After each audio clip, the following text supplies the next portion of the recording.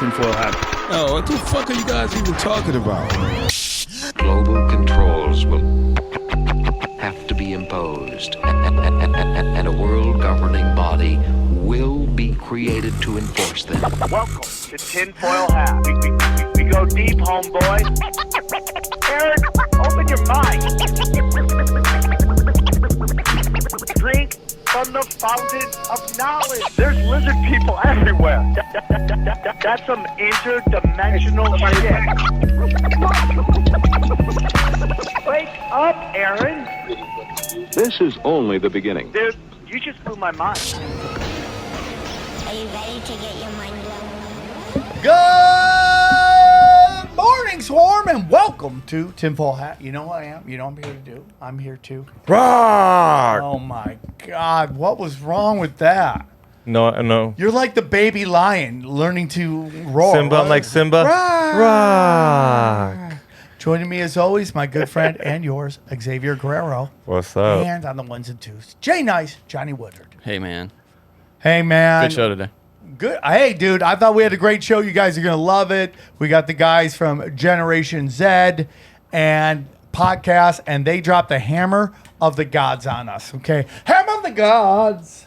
It's a good episode. 2 words. Black goo. Black goo. I'm all about that. I could talk black goo for hours.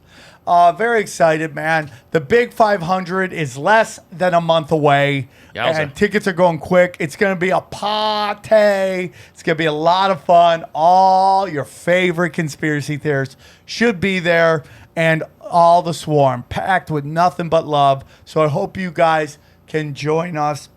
It's going to be a fun night. We're all going to hang out and get weird. So go to samtripoli.com and join us on the podcast. Where is it, Sam? Go to samtripoli.com. Right there. Let's look at it. Click the website there. Click the website. Here we go. We go to samtripoli.com. We click the website. Come on, man. Oh, you go to website and it's at, bam, here we go. It's at Diversions Amusements, Las Vegas premier event space. Join us, man. I'm very excited. It's going to be fun. Eddie Bravo's going to be there. These two knuckleheads. Off the grid, Ryan says he's coming. Oh, do great. it. You know, Mark Steves is going to be joining us. The Booker. Everybody's going to be there. I wish I could bring Ghost and Ninja. I doubt the mom will allow me to do that. But I will ask. They need to get back on podcasts. They got to get exposed to some. We're going to have very special T-shirts for that night. You guys are going to love it, especially how Johnny looks. You're going to love it. It's going to be a great show. What do you? How I look? What do you mean? You're going to love the T-shirt. Oh, I'm on a T-shirt. Yeah. Okay. You're going to love it. You're going to love it. right. It will probably be your favorite T-shirt. Yeah, I'm kind of scared. I'm scared for you, Johnny. Don't be afraid. If this was an Instagram post, you would be banned because there's a lot of sarcasm in what you just said. Yeah, okay. Guys, and guess what? Brand new show, Pennsylvania. Daddy's coming. I'm going to be in Pennsylvania October 1st at Soul Joel's show. I think Howie Dewey from Cash Daddies will be joining me, and I believe Chris Neff, if he can make it, will be coming, and we're going to be doing there. And I'm setting up something at the dojo if you can go October 2nd, but that has not been finalized as of the recording of this episode. But go to samtripoli.com for all of my dates, including Boise, Idaho, and Salt Lake City. Salt Lake City. So get ready to rock. Get ready to rock. Daddy's coming. New material. Feeling great. Just very thankful for everything. T-shirts. A new I can't wait till October so I can drop the new T-shirt that's coming out. Snatcher Loosh. That will be out soon. But as of right now, Taliban skydiving team is out there. That's so funny. You know? Your face on it just makes me laugh every time I see it. Skydiving team's out there. All your favorite shirts. It's a wonderful way to support the show. Go to Who did that design? That's a really good design. Zoltan. He's great, huh? Go to tinfoilhattshirts.com and check it out. Support the show. That kills me, dude. I don't know what something about that just makes It's funny, I dude. think it's like it's just the right amount of wrong. You know what I'm saying? Right. It tickles my fun. If I thought somebody really died, I would have put the shirt out. Yeah, well, I think maybe somebody did die, and I'm still laughing. So Shit happens. Guys, I have a lot of premium content. You know, I'm on a website called Rockfin, ROKFIN.com. All right, it's a wonderful website. I am putting out 7 episodes a week on that channel. wow. 2 from Tinfoil Hat Premium, 2 from my spiritual podcast Zero, 2 from Conspiracy Social Club, and 1 from Broken Sim. And we just did the greatest of all time sports talk, which I'm Yes, gonna we start doing did. more. I'm gonna start ranting and just sending it to Johnny to put out. Do it. So we're talking 8 episodes a week, 4 times a month. 4 weeks a month. So you're talking 40 episodes for $10.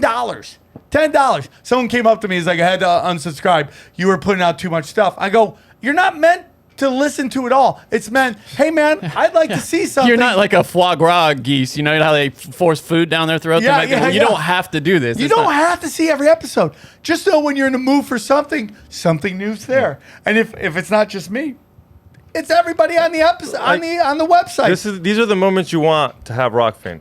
Like when John McAfee dies, Sam Tripoli. That's because everyone's like, why don't you guys talk about it on Tinfoil? That's not for here. Yeah. We have guests for special occasions. If you Yeah, want to our hear Sam do daily shit, Our shows are booked out a month, 2 months in advance. We can't just do. It's just not how the show operates. So basically, it's like this show, the main show is Family Guy, and the premium content is South Park, where it's like up to the minute, bang, bang, bang. quick. And so there's other shows on there that aren't, it's not just my content. We Don't Smoke the Same's on there. Mark Steves, My Family Thinks I'm Crazy. He's on there now. There you go, Mark. Look how nice I am. Man, a lot okay. of Unlimited Hangouts doing well, huh? Killing it, dude. Yeah. 36,000. Well, dude, look at Jimmy Dore. They're right behind Jimmy Dore. Jimmy's 40, so they're like, dude, Well, it's Unlimited Whitney Hangouts Webb. is killing She it. drops Hammer of the Gods. Rockfin.com, ROKFIN.com/broken simulation. Yeah, Check you it can out. get the first look at Broken Sim. it out. Yeah, the new All one's that out already, there the and video. more. Guys, and I also have a lot of free content out there. Not just as Tinfoil Hat free, but Broken Sim. We put out 1 a week lately, unless Johnny gets air aids again. We put out 1 a week. We have Conspiracy Social Club from the vault, old episodes. Brian Callen, myself. Go listen to it. If you like it, subscribe to Rockfin. And now I'm working on putting out Zero for free, old episodes, so you can go check out the new episodes. Tell them about what YouTube did to you now. Yeah, I'm happy. They're dude. messing with us Somebody again. called me a sellout For being happy. for being like on YouTube.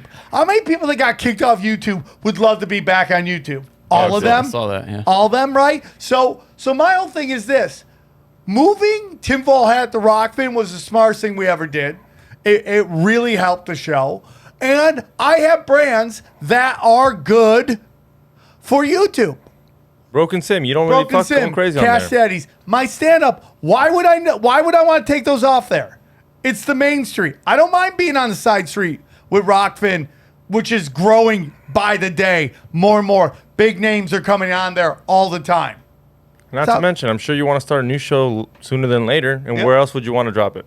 100. That's why. You Yeah, you're right. Actually, he's gonna start a new show. Yeah, eventually. every day I It's start gonna a new happen. show. And you don't want to start with 0 subscribers, so start off with 136 and just don't talk. It's like people Yeah. just don't get it. There's a lot of ways to work. And if it. anything, you can push Learn tinfoil on the there. game. Learn the game. Guys, we got a great podcast for you. Generation Zed comes drop the hammer of the gods. It's a banger. Enjoy the Deep, show. homeboy. Aaron, open your mind. Drink from the fountain. All right, let's get into this. Super excited to have these guys on. I'm super excited about this topic. They are part of the Generation Zed podcast. Please welcome Dave and Cameron. Camden, how are you? Fuck! I fucked. That was the easiest name, and I fucked that one up too. It was the easiest name. You want another take? No, leave it in. Okay. But I like, dude, it's just like the easiest name. It's right there, and I F that one up too. I think what happens is you take it for granted. You're like, I know this one. I got it. Yeah. Yeah. And then- Camden. And what do you say? On this podcast, we like to get things right. It's even a baseball park. It's just so ridiculous. It is actually. I'm named after that baseball park. Are you really? Wow. Oh, wow. Yeah. What happened there? I could have used you earlier. Yeah, what happened Jesus. there? Now, who plays in Camden? Camden Yard. That's the Orioles, right? Orioles, Baltimore dude. Orioles. What is? Oh, you guys need a new owner, man. Just get a new owner. Yeah.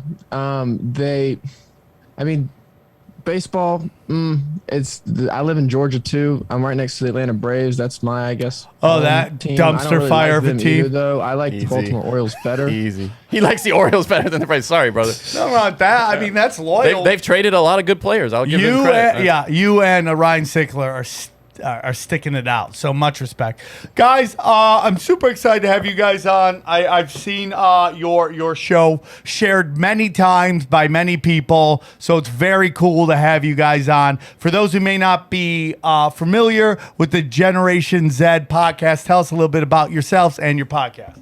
Well, basically, we jump into everything: politics, conspiracies, extraterrestrial, paranormal, everything basically fringe. Now, yes, granted, we do focus a little more on the extraterrestrial side of things, but we have, daily morning news episodes. We try to play it right down the middle, as unbiased as possible, and stuff like that. Initially, it didn't start as an alien show, so to speak. Initially, before Camden got involved, it was just myself talking to a wall, basically. If I got, 10, 15 views, which, 7 or 8 of them would be my family and stuff, I'd be happy. And then one day I did a video on Project Bluebeam, which is many of your viewers and listeners, I'm sure, know about. There's different elements to it. But anyways, I did a video on Project Bluebeam, and all of a sudden it got, I think, 3,000 or 4,000 views. And I said, let me try another alien one. And it just seemed like people liked our perspective on extraterrestrials. Camden came along maybe 5-6 months later, and we've been doing it ever since, grinding away. Well, I love it. I love it. Now, Camden, were you a fan of the show, and then you just kind of reached out and hoped and prayed? Yeah. No, I was, and then on Patreon we have these member Zoom calls that we do like twice a week, and I mean, Dave can answer probably better than me. It was his decision, but I mean, he vibed with what I was saying. He liked my takes.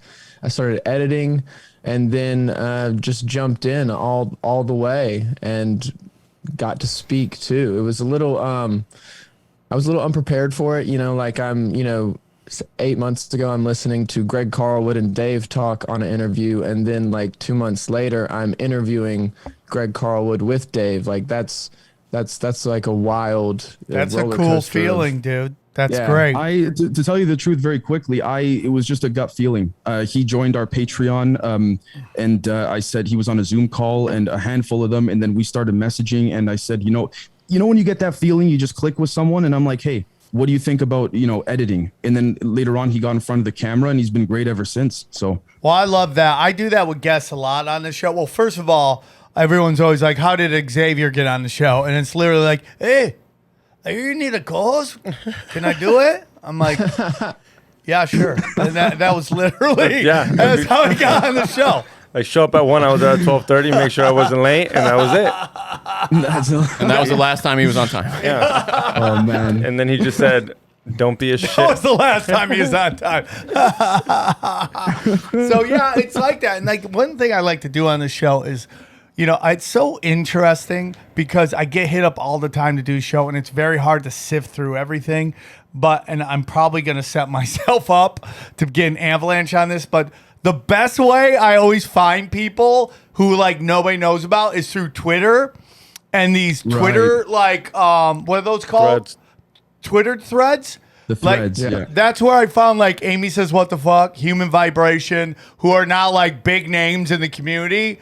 And, so like I just go, oh man, this is an interesting thread. So I hit people up and, hey, you want to come on the show? And sometimes, and they usually really knock it out of the park. It's like, it's a very, very, I like to help people succeed. The Human Vibration came on. It's like, nobody died 9/11. I'm like, okay, dude, we got to pump the brakes here. This is your first podcast.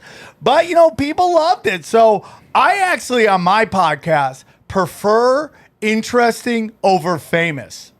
Well, if I could say very quickly, Sam, the one thing that Camden and I decided many months ago moving forward about the show is that when it comes to aliens, when it comes to paranormal stuff, there's a lot of people out there preaching it as if it's fact. One thing that we do not do, I want to make it very clear, is that we do not preach things as if they're fact. We place ourselves with the audience as, I guess you could say, not to sound corny, but, a collective consciousness in a certain way. We work together to try and figure out what's going on here. Now, the public episodes on YouTube, there's only so much we can jump into because of the amount of damn censorship these days, right? But again, on our Patreon, we use Dropbox links so it can never be censored, and that's when we really work together to find the connections. We'll put a video up, somebody will comment, what do you think of this connection? I'll implement it into the next episode, because to go out, with all due respect to the others in the community, not everyone, but to go out and say, listen, I know the truth, I have this is fact.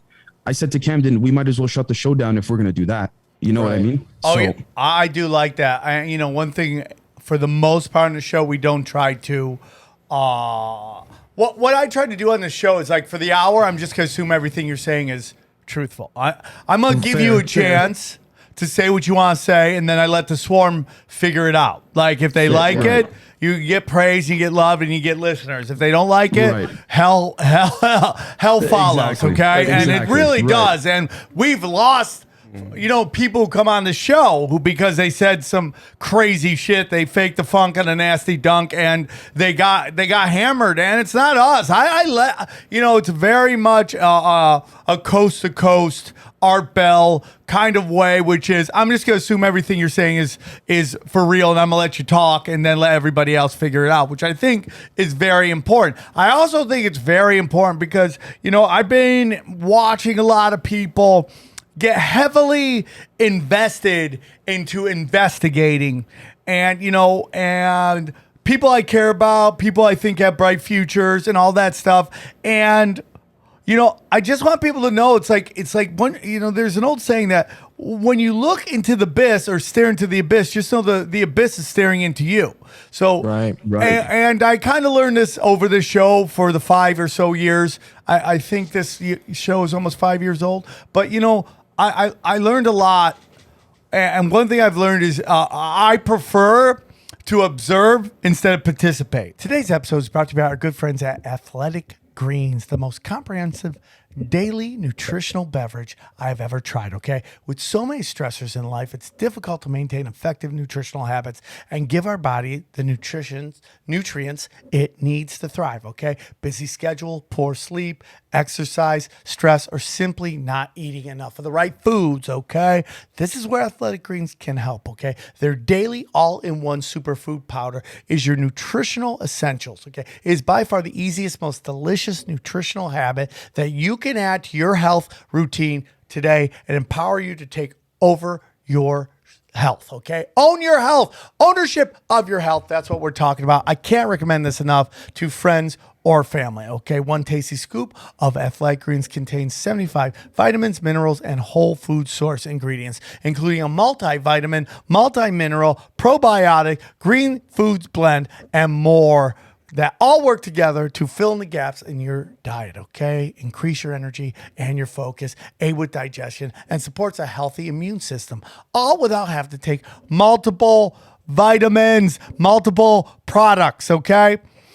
So this is what's going on right now, dude, okay? Right now, Athletic Greens is doubling down on supporting your immune system during these spring months, okay? They are offering my audience free 1 year supply of vitamin D and 5 free travel packets with your first purchase if you visit my link today. You'll basically never have to buy vitamin D again, okay? I just tell all my friends, all my family, I drink this every day, every morning, kickstarts my day, getting my my nutritional greens and getting my multivitamin, multi-mineral, probiotic, superfood to kick off the day, all right? I tell all my family and friends to do it. So this is what I need you to do. Simply visit athleticgreens.com/tinfoil and join health experts, athletes, conspiracy podcasters, and health conscious go-getters around the world who make a daily commitment to their health every day. Again, simply visit athleticgreens.com/tinfoil and get your free year supply of vitamin D and 5 free travel packets today. As they say, the quietest one in the room is the most dangerous one in a lot of ways, right? Right? I totally believe that as well. And, Totally. you know, well, you wouldn't know that from my Instagram or Twitter, but which is, it's just like, Sam lets everybody know he knows you're- Krav Maga. yeah, well, You are not a bystander on social media. That's no, I'm not. And it is the one thing. But what I'm really trying not to do is going on other people's posts and talking smack. I did it once recently. I regretted it instantly. I'll never do it I again. think you get in with bots too. When you do that, when you go into other people, I really think there's a lot of there's those. so are- many are bots. fake. I Just block assholes people over all the time. You already got hit today. Hit with the most ridiculous thing I've ever seen. Sarcasm is now a community offense against what was community it? standards. What was it? On it was this picture of who's that makeup, that gay makeup guy on YouTube who got in trouble, something St. James. Of course it's the Yeah, St. I know who you're James, talking right? about, but yeah. And you know, he looks like a girl, but it's a guy. Oh. Yeah, we talked about it on the something show. St. James. Yeah, And yeah. he had hit up this pop star when he was in drag, right? And he goes, he put her like handle and then twinsies. And she was like, when you wake up and some ugly stranger says twinsies, Oh, no, God. bitch, right? And it was super funny. That's hilarious. I posted that and laughed, and I was bullying. Oh God.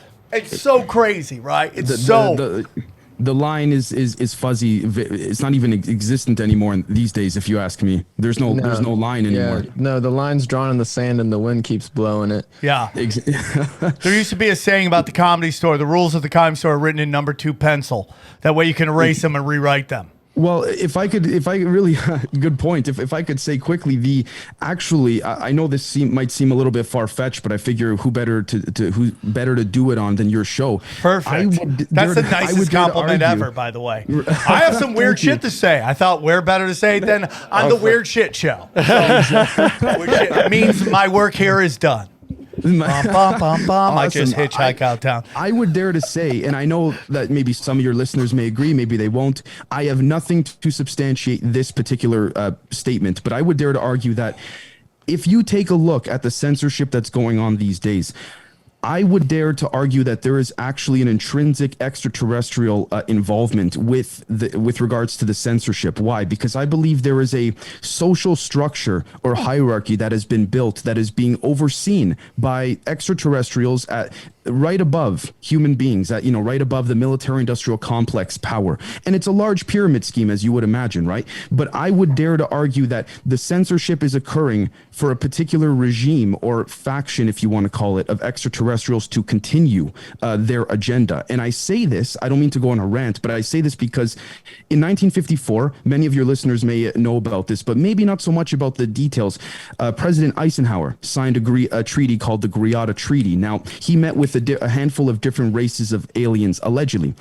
And he ended up signing with the worst group, apparently, the ones that were willing to exchange weapons, military-grade weapons on their end. And in exchange, he would allow these Greys to abduct about, I think it was 800,000 or 900,000 humans per year. Anyways, the deal wasn't followed through on. Other alien races, I'm not saying they were good, but they did say careful to Eisenhower about this particular species. Yeah. Right. I love that. Eisenhower didn't sign with the others because they said, before we give you military technology, you need to ascend spiritually because you cannot even handle the crap you have right now. And basically at the time, and they also said we can give you free energy tech. But here's the thing, by giving free energy technology, Eisenhower, even back then, understood. I think if he could go back, he would change it. But he understood that the whole social power structure would collapse. Because think about if you and I could run our houses without the need of paying these fake bills, technically speaking. If we could have free energy to produce our own food in the garden in the back. If think about it, if we have anti-gravity tech, it is you have everything you see in Star Wars literally becomes possible. You have force fields, invisibility. Now, I understand, looking at the other side of things, why the CIA, the NSA, NATO, why they want to keep these things in the dark. Because if they have enough trouble legitimately catching terrorists with nukes, I imagine if the terrorist gets a hold of anti-gravity tech. I get that. The only problem I have with that statement is so much of the terrorists are working for the CIA. I was just working Sam, for I the. was just you gonna know, say that when you look at Operation Timber Sycamore, for example, I was love just this, gonna say dude. that create the problem, create the solution. You control both ends of it, right? And my proposal, going back to the censorship, is I just brought this up in a members episode I just recorded before this.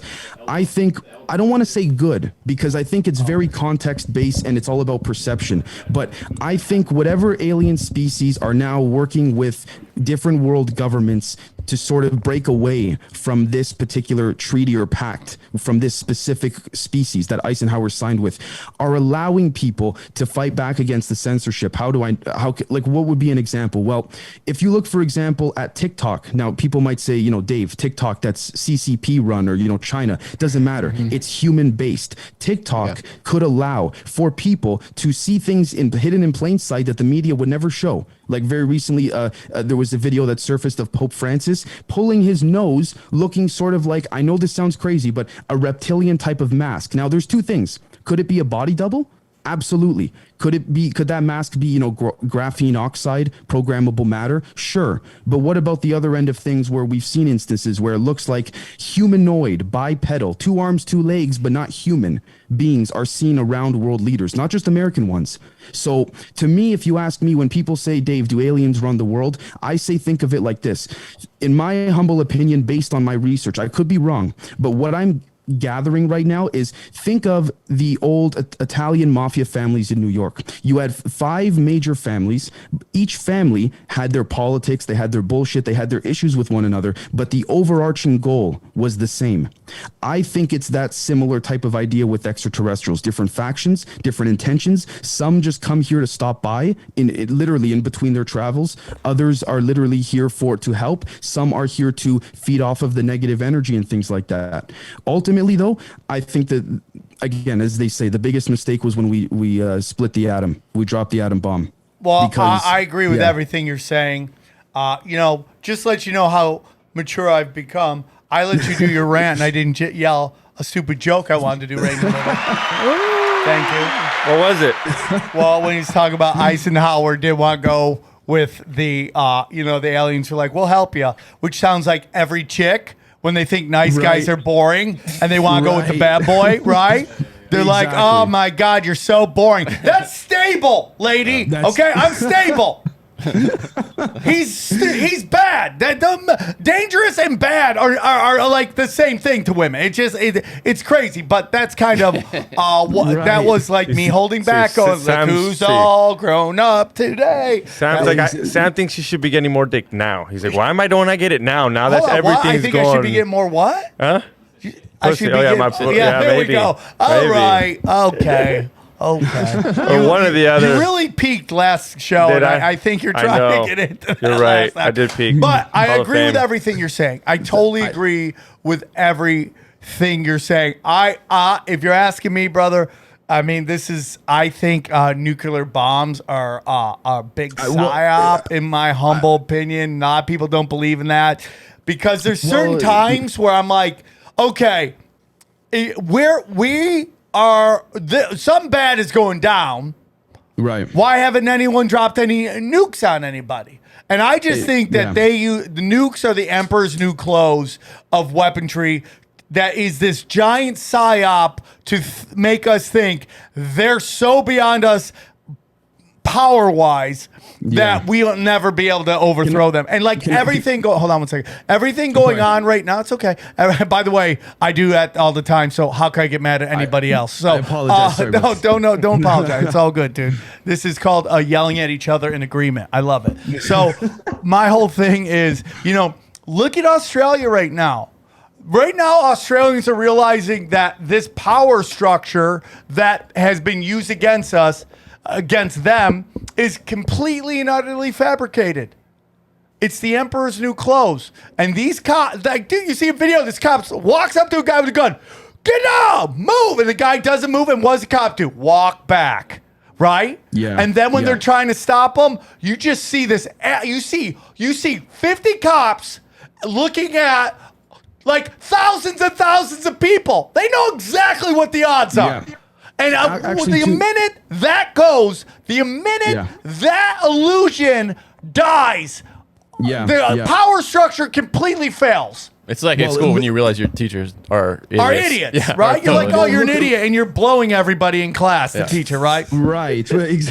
Well, look at the parallels, for example, between the mass protests around the world and UFO sightings. A lot of people think, they're bringing out the reverse engineered alien technology to distract people. Sure. But I do have to say, in my opinion, with the UFO disclosure and with people getting pissed off in a mass amount, in mass consciousness, if you want to call it, I don't think it's humans that are controlling the shots at the highest level in terms of these UFO sightings. And I say that because I believe, again, going back to you create the problem, you create the solution. I believe that if you control both ends and everyone is always staying in constant fear, you prevent mass consciousness from coming together. And here's the thing, when mass consciousness comes together, let's put aside the meditation, the frequencies, the spiritual side of it. What if, let's say, Sam, 20, 30 million people got up in the morning and said, you know what, I don't want to pay my mortgage because it's full of shit, and I want to go to the bank and pull out all my cash, liquidate it. You see how quickly the banks are going to cater to the people, right? I completely agree. And you see it happening over and over and over again. It's why false flags aren't happening like they used to. The last major false flag, little false flags happen here and there, but major false flag was Vegas. And when that got zero response from the masses and everyone's like, fuck you, this makes no sense.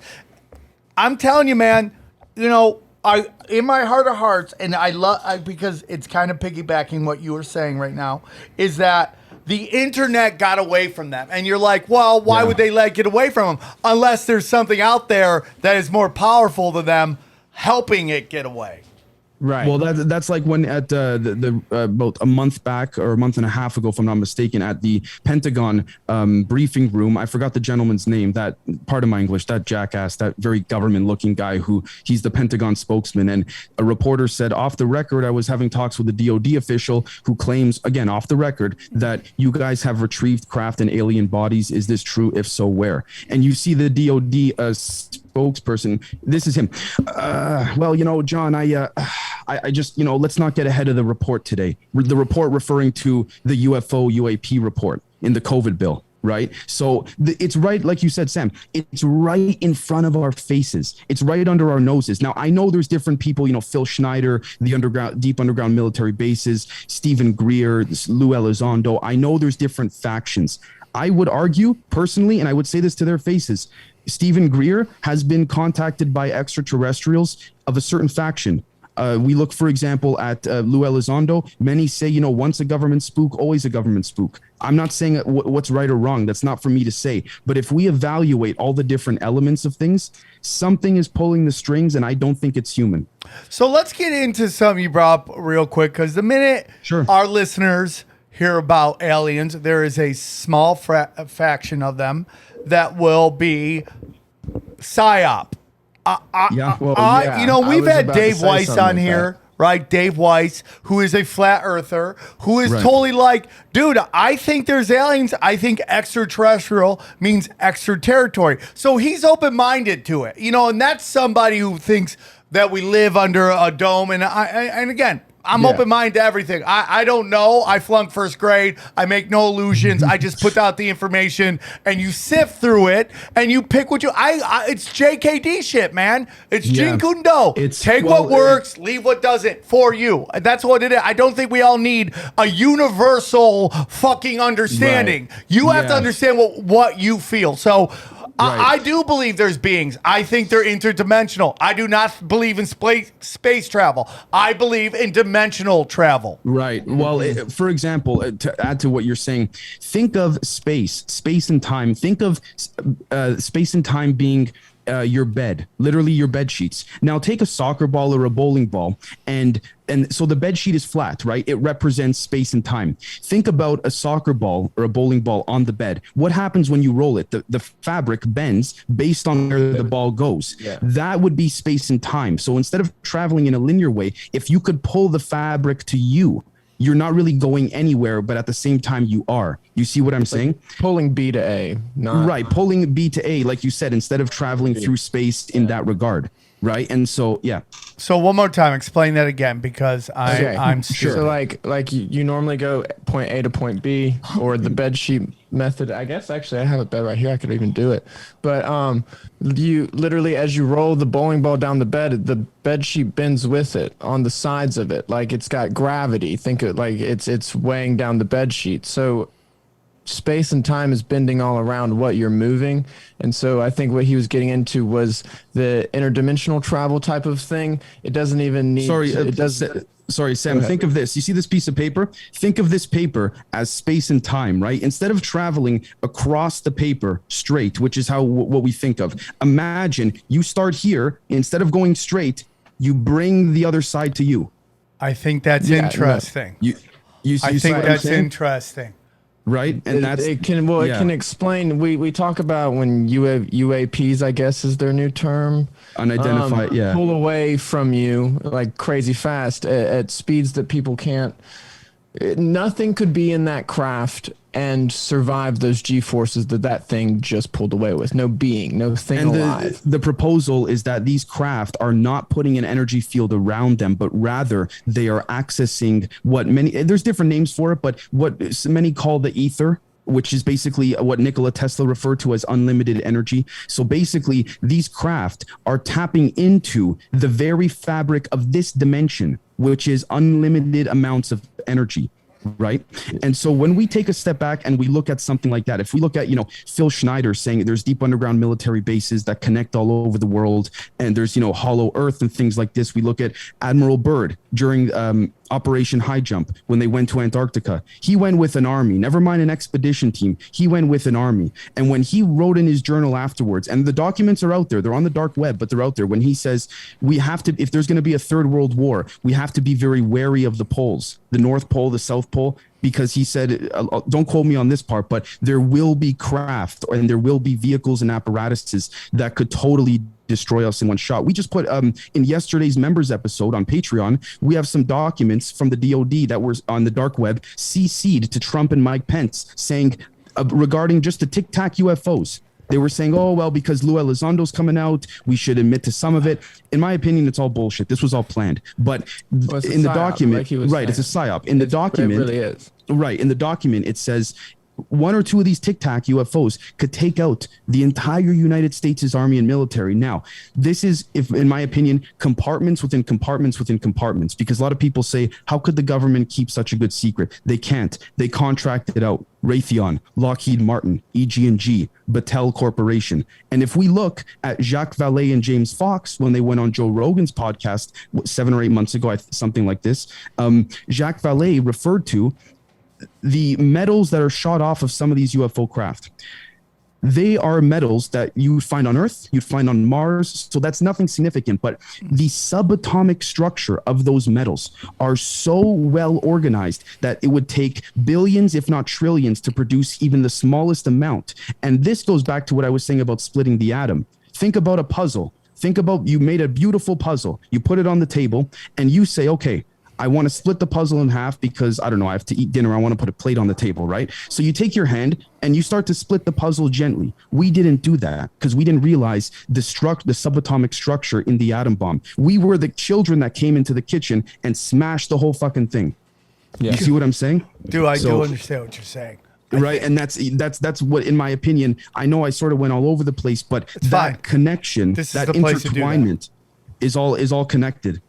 I understand it. I just think the notion of an atomic bomb is such a psyop because you're like, okay, North Korea, they don't got anything, they can't eat, they got no food, but man. Oh, sorry to interrupt. This whole thing of the threat of nukes in the news today, in my opinion, total horseshit. Apparently, it was extraterrestrials who prevented Kennedy from dropping a nuke during the Cuban Missile Crisis. They telepathically, apparently that phone call to Russia was not Kennedy. It was a whole faked phone call done telepathically. And that sounds crazy until you see the leak. That's what we're all about. I love that. My nipples got hard on that. That's the best thing I've ever heard. My nipples got hard. See, people, but here's the thing. Then you take a look at the leaked, I say that with air quotes, Congress classified UAP report. It says it right there. Anomalies in the space-time continuum, telepathic, the ability to walk through solid surfaces, telepathic abilities and control, remote viewing, astral projection. Jesus Christ. And this is why I say this. How come quantum computing in the mainstream media is talked about so highly? Everyone, oh, quantum computing this, quantum computing that. But then quantum healing frequencies, right? Wilhelm Reich, the Orgone box and all that, for those who know, it's like, oh, no, don't believe that crap. So quantum computing's okay, but quantum healing, no. I couldn't agree more, dude. I couldn't agree more. I almost want to bring you on with Brian Callen, just have you go deep in his ass. I'll come on anytime you like. Yeah, dude, I want you to go deep. You just got to stick to your guns, dude. I see people try to like, hey, man, I mean, well, I'm like, no, dude, we're here to crush his soul, okay? Right, we're here to steal souls here. We're not here to patty cake, bro. Right. He's just such a nice guy. Well, everybody loves him and they know him from everything, so they want to be on his good side. I'm like, no, this is blood sport, bro. This is communication. Kumite, okay? Come finish him, right? That's what I'm You're better off getting a second appearance if you destroy him with Sam. Oh, for sure. If you come in there and you're on his side, he don't care. If I'm the one doing all the yelling, it's not going well because I'm just here to sit there and be your backup. Okay, so listen, I agree with everything you're saying. I want to get into some stuff that some notes you sent because you guys are crushing it. Black goo. This was brought up to me. I'm not going to say. A friend of mine who's done the show got a little nervous because some personal information was out. Wasn't my fault. Was actually someone else's fault. And he was talking about a friend of his had gotten was a dude who was in the news. Had died, and they found black goo. And I was like, man, that's kind of crazy. And then I see that you want to talk about black goo. What is black goo? Wait up, before you just say that, is that like when they find metals inside people? You know how they get adopted and sometimes glue is like coming out of their nose, black goo. Well, this kind of right. So this kind of encompassed the whole problem hologram, and this might take me a bit, but I promise I'll explain as best I can. So when people say, to start off, when people say to me or in general, Dave, where's disclosure? Is it going to be one big, fake alien invasion or what have you? My answer, and this is thanks to a friend of mine, my answer is this: disclosure is there for people who look. Right. And I say that because if we take a look at one of Jacques Vallée's books from the 90s, and again, what's interesting is Mr. Vallée has yet to be debunked, or people have yet to make fun of him in a major way, because when he goes on shows like Joe Rogan, if you notice, he'll say things like, Joe will ask him a question and he'll say, I don't know if the folks at Stanford will appreciate me going this far and saying this.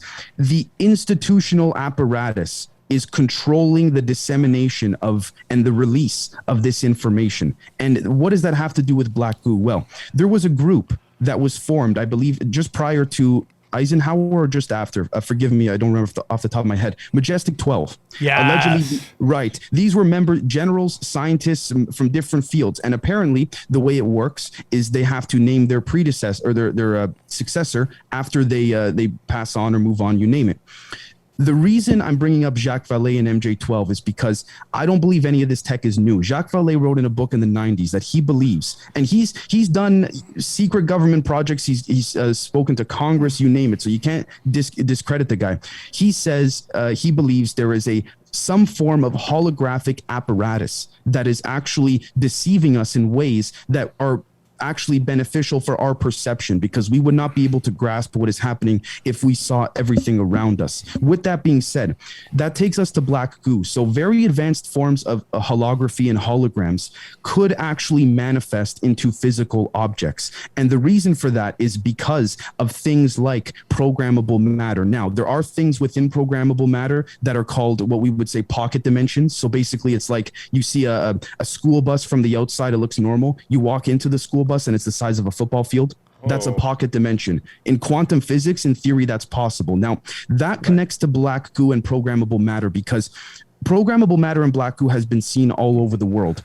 It's literally what you watch in the Venom movies. But what's interesting about it is that there seems to be a few different kinds. There is programmable matter or black goo, whatever you want to call it, that seems a little more robotic. which seems a little more similar to, graphene oxide, that all of a sudden the mainstream media is saying, oh, we just found it and, we just discovered it and this and that. And then you have the black goo. Truthfully, that's scary as fuck because of how biological and fluid and natural it looks when it moves. So I do believe some of it is extraterrestrial, some of it's interdimensional, and some of it now is an attempt. And I think they've succeeded, I think, at reverse engineering this technology. If we take a look at Ben Rich, the former head of Lockheed Martin Skunk Works division, he said in the late 90s, we already have the means to travel to the stars. He goes, we're 50 years ahead of what Star Wars and Star Trek show in their shows. Basically saying that that's what he said on his deathbed. And then he said, he goes, it's in the desert underground, in the underground bases. But he goes, they decided it's not worth it. Of course it's not worth it. It would devalue the whole power structure. If I can fly my craft to, I don't know, Zeta Reticula and be back for lunchtime, why do I have to worry about paying this bullshit bill, that this fake group of people are saying I have to pay? Money means nothing. You see what I'm saying? It doesn't already, but it doesn't. Right, but the whole system collapses. The Rothschilds, all those guys, they come down to our level. Everyone's equal.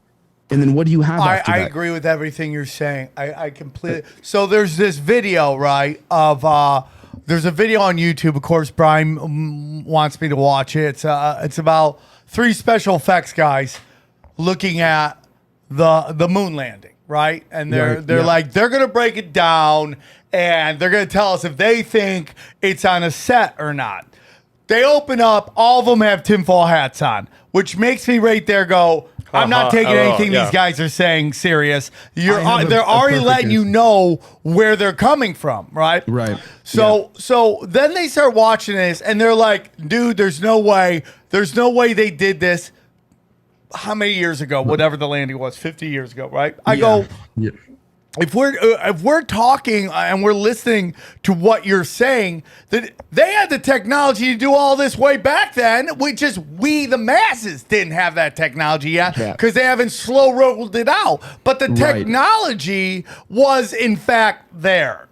Well, if we look, for example, at a gentleman by the name of Don Phillips, I'm not sure if he's alive today, but he was part of the 2001 National Press Club for Stephen Greer. Now, think of Mr. Greer what you will. Some people, the judgment's been more prominent these days. But back then, Don Phillips, you can look this up, former CIA, former Lockheed Martin Skunk Works division, and former United States Air Force. I don't know how much more government secret you can get in that. Now, granted, could he be a psyop, operation put out there to sort of confuse people? Sure. However, in his testimony, he did say that there is a 3-letter agency under contract that is in the United States, a secret Air Force. And he said, this agency was monitoring what occurred when Armstrong went on the moon. According to Mr. Phillips, he said that when Armstrong and Buzz Aldrin went to the moon, he said that certain parts were faked. But one of the things they did see were a handful of UFO craft lined up in an almost military-like position. And he signaled back to Houston, according to Mr. Phillips, and said, Houston, it looks like they don't want us here. So it's clear when they went to the moon, they already knew. And also, if we look at Project A119, it was the United States' attempt to bring a couple nukes to the moon, to blow up the moon, to show the Soviets the Americans were better. You're going to blow up the moon.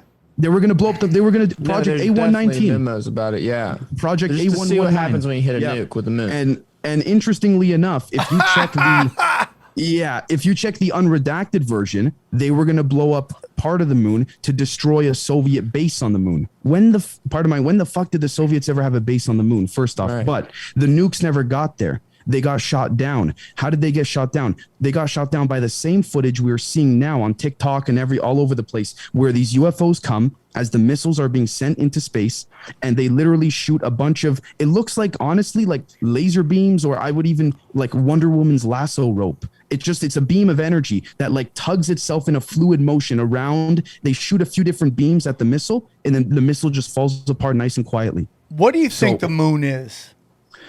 We've heard Camden, stories of that. It wasn't there. Well, Camden, regarding relative to the concave Earth thing, maybe. I mean, sure. Even yeah. If you, let me say it right. If you invert the image of the moon, it just gets into is it a reflecting thing? Is it point blank is a satellite? So there's a book by, I just interviewed a Patreon member, Riel, a book called Who Built the Moon. It'll blow the entire thing open to you. It doesn't, they could have gone to There's the a moon, book called Who whatever Built the Moon? It is. There's also interesting lunar waves too, and also Yeah, like lunar, literally lunar if you waves on the observe moon it with a digital Yeah. camera. Yep. Like And random. nowadays, what's messed up too, not messed up, I would dare to argue it's all part of an overarching plan of bringing this technology to the public. But those digital telescopes, granted, they're expensive. But I have a friend who's going to come on the show soon about it. He almost every night, Sam, he zooms into the moon. I kid you not. You see craft coming in and out of the moon, cigar-shaped craft, circle craft. It's right there. There's even a base on the moon. It's hard to see depending on the night because the backside of it, the shadow sort of encompasses it sometimes. Looks like the Pentagon. Now, depending on which whistleblowers you listen to, you name it, there's different bases on the backside of the moon. And there were in the 2001 National Press Club over 400 military veterans willing to testify to Congress, saying they can confirm that there's buildings on the backside of the moon, mushroom-shaped buildings, different types of aliens. Not all of them get along. I'm not saying it as if it's fact. It's just, again, when over 400 guys come forward, it's a little with their credentials. We can trust them to defend our nation and North America. But the second they talk aliens, they're crazy. It's such a mind fuck. What do you think about Bob Lazar? A lot of people think Bob he was. Lazar. Bob Lazar. My opinion Don't on do that. Lazar, honestly, Get stuck in my head. there's consistencies. What I look for, I like to call them data points. I look for consistency. So there's, in my opinion, there's a difference between evidence and proof. Evidence means we have probable cause to suggest a handful of outcomes. Proof means like, no. We got it right in front of us. This is it. No questions asked. I believe the evidence coming from Mr. Lazar is quite substantial simply because of the consistency. Now, that doesn't mean he's telling the truth about everything. With that being said, I know that, for example, who was it? I don't think it was it? I don't mean to was it Eddie Bravo that doesn't believe Lazar? He don't believe it. Yeah, he thinks all this is Project Bluebeam. He says this Right. once the government got behind aliens, he lost all hope in it, pretty much. Okay. Well, this is the thing too, right?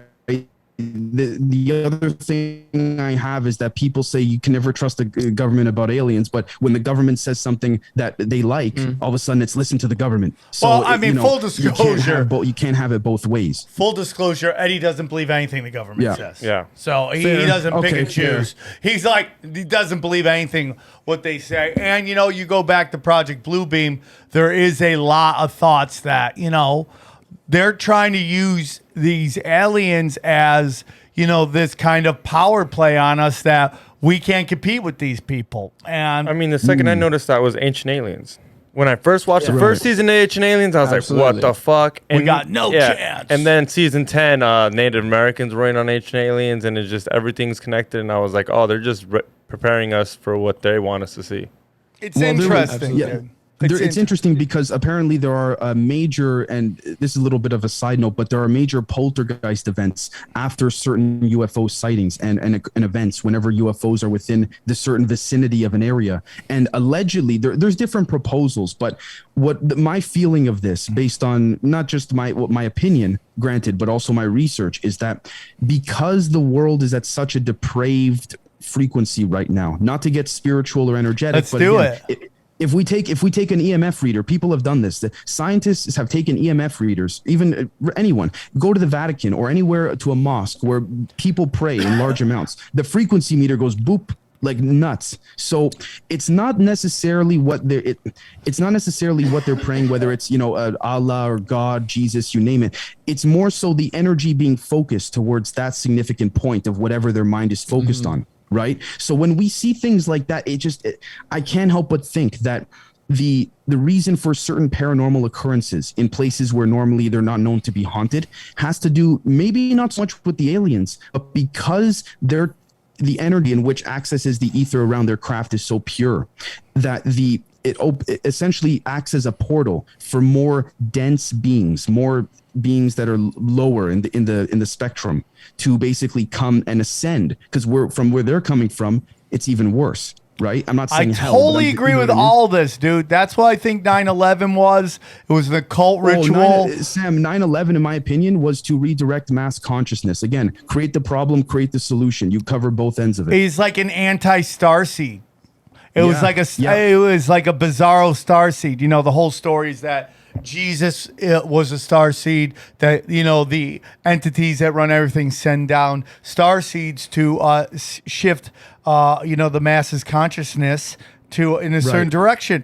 And I think that 9/11, and I say it all the time, was an occult ritual to usher in something very dark, because in my heart of hearts, I believe that they knew the Great Awakening is coming. Yeah. And after talking to you guys, it kind of fits in that, like, how did the internet get away from them? How did they let this happen? Right. Why aren't Right. they just shutting everything down? Well, I think they would, but maybe they can't.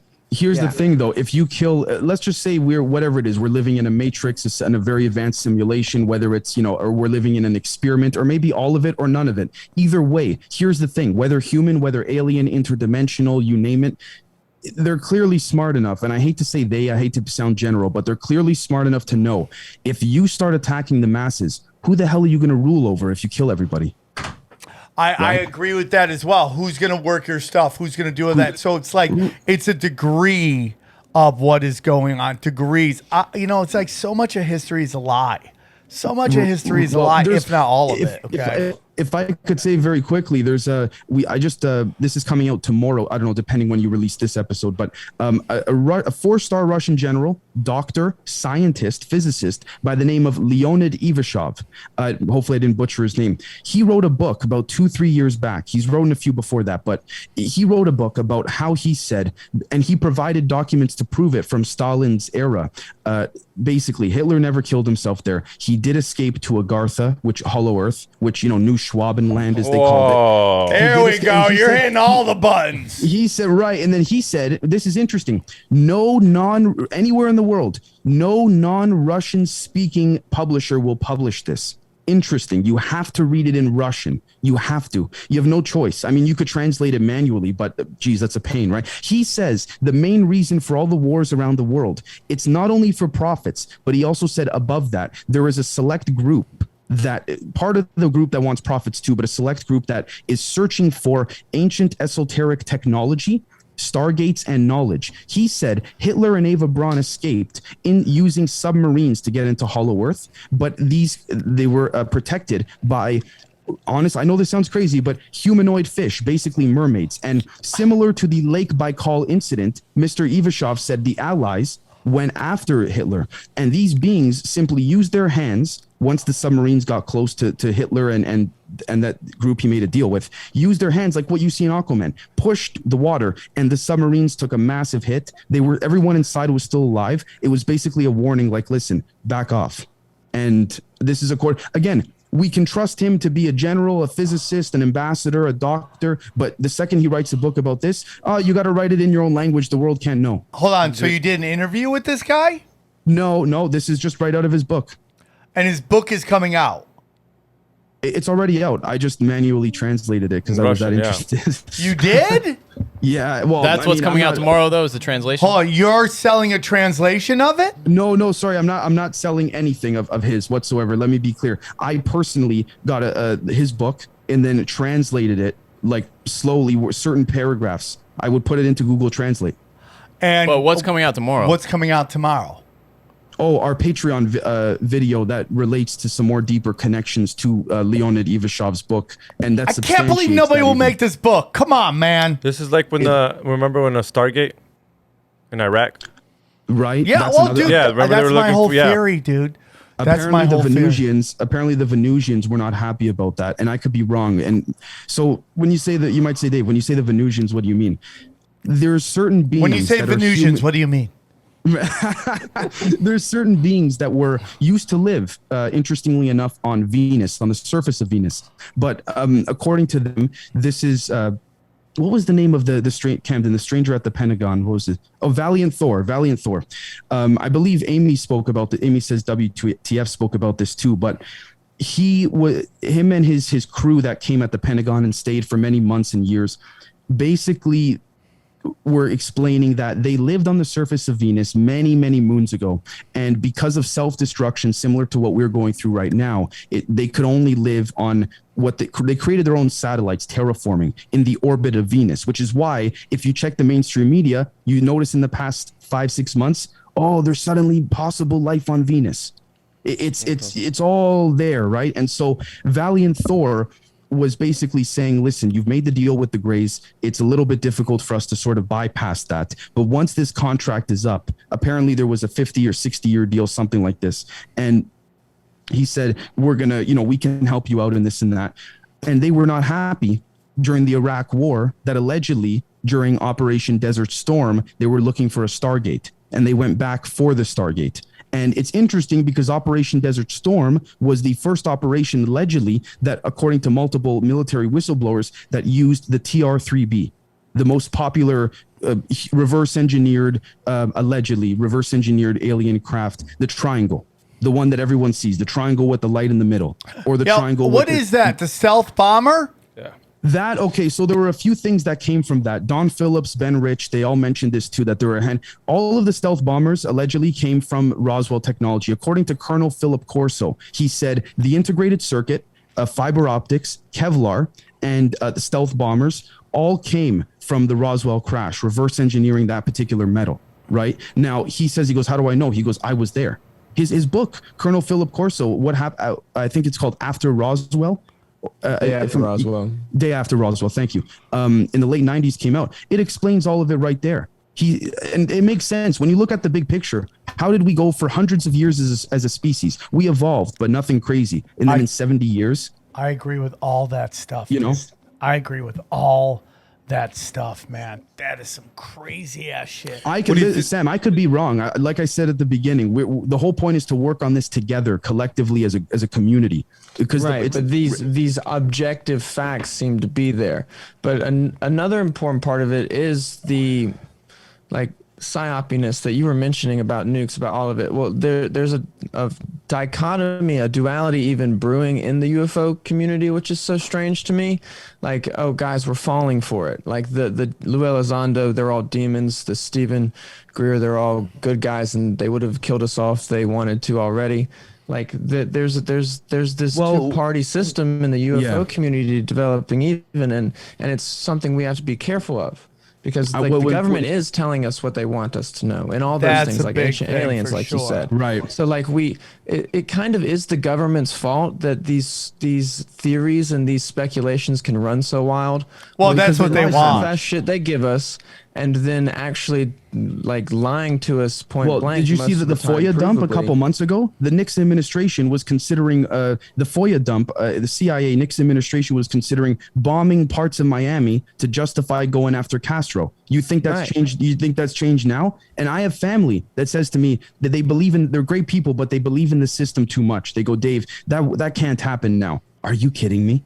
It's happening worse. They just bombed some people. They just killed 10 kids out there. They don't give a fuck. It was 10, they don't 15 care. civilians. 10 of them were small. Guys. Now, I have to say, the bad guys drove a white Corolla, and those people drove a white Corolla, so we can't really what part blame of that them. is also a psyop? And Johnny, don't forget they loaded things.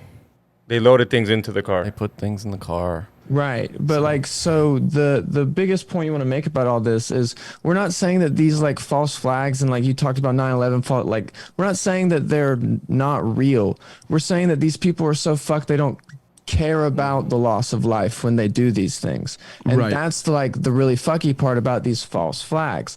They're not falsely happening. They're actually happening. They're just using it for different reasons. In our opinion, a false flag doesn't necessarily mean that it didn't happen. It just means it didn't happen the way that they said it did. Yeah. Right. Oh no, yeah, we're always saying people died on the Las Vegas shooting. We're not saying they did it. Some people get worked up when you start to say people things died. You're like, okay, nobody's saying they didn't die. That when people die, you have to look at everything like a homicide detective. You are dealing with horrible situations, and you can't let the emotion of the situation get a hold of you. So if you want to solve a crime where people die, you have to cut off the emotion of the situation. Right. And you have to look at the facts. You have to look at all that stuff. So people are dying. I mean, like people, I go with this whole COVID thing. I'm like, when was the time that people didn't die? When was that time? When was that time where everybody lived forever all the time? It doesn't exist. Sam almost blew his brains out because I'm not going to say who it was, but somebody was like, the kids are dying. Sam's like, I swear to God, if you say the kids are dying, there's no kids dying. I'm going to go and fucking Sam nuts. almost blew. We were driving and I was like, yeah, that person. I'm not going to say it, but. Well, there's certain instances, I don't want to say specifically, but there's certain instances where it's like, whoa, that was a total bullshit job. Like that, nothing ever happened there. And I'm not saying it was certainty, but there's certain things, for example, okay, you know what, screw it, I'm going to say it. Like if we take a look at the alleged Syria gas attack, I know I would like to think, I mean, sadly, people died there, but it was not the way in which they said. Now, allegedly mixed in with the real dead bodies, there were fake ones as well too. Okay. And here's the thing. When you look at that, why would Assad gas his own people and invite the CIA in when they've been trying to kill him for God knows how long? He wouldn't. And that's why the whole thing was BS. And I'm not saying people didn't die because I do believe they died. I'm also, and this is where you get in a dangerous conversation. Yeah, that so much of what you see on the news of death and destruction is NPCs. But you know what, Sam? The thing is that my whole perspective to this is if we don't have, and this is sort of the motto of the show, of our show, if we don't have the conversations, then who will?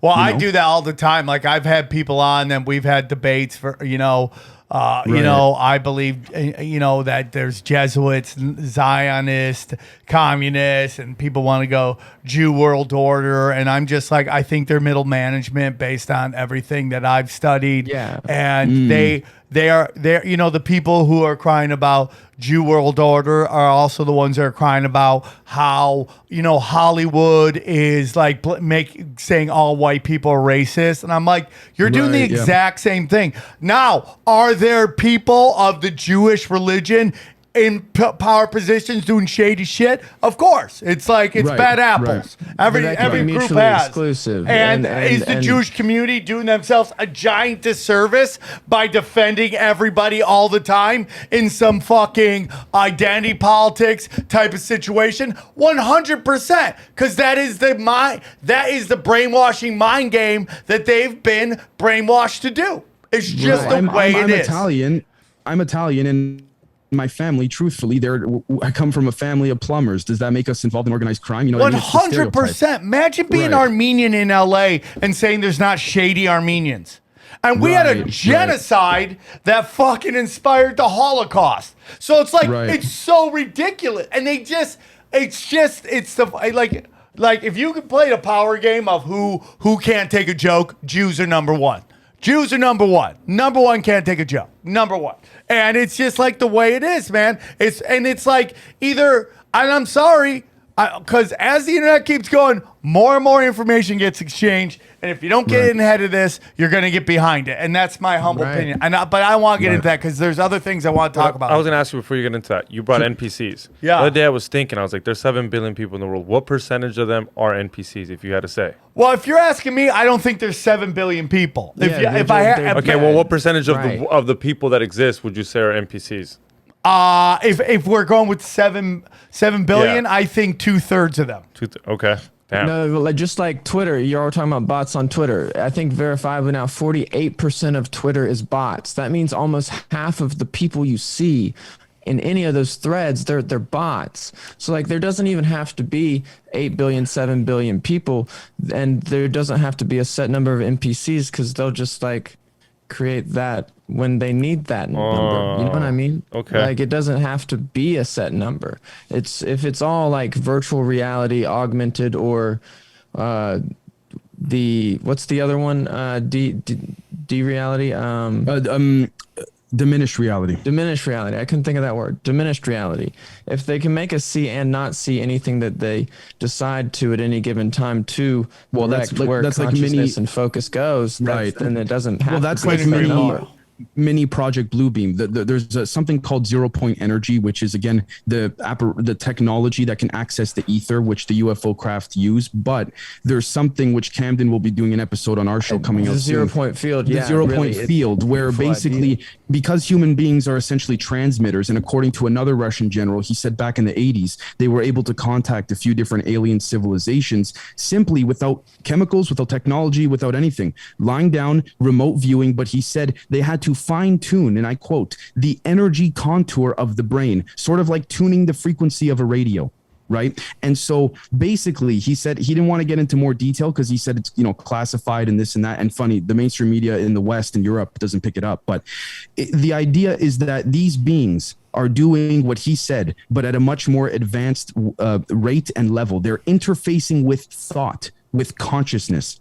And people might have a hard time grasping that. But as you think on it more, it starts to make more sense. That voice in your head, there's been many instances where women, generally females tend to be more intuitive with telepathy and things like that generally. They would be at Las Vegas casino. I know this sounds funny, but according to multiple CIA and military whistleblowers, aliens who would stop by Earth just to literally stop by, whether they looked like us or they used a camouflage hologram suit, very advanced one, would like to go to the malls and the casinos of Vegas because, again, I've always said they treat it like Tijuana, dude. Right, we are their Tijuana. There was one woman who thought she saw a man and a woman. She said they were very blonde, blue eyes. But again, she goes, they looked human, but something seemed off.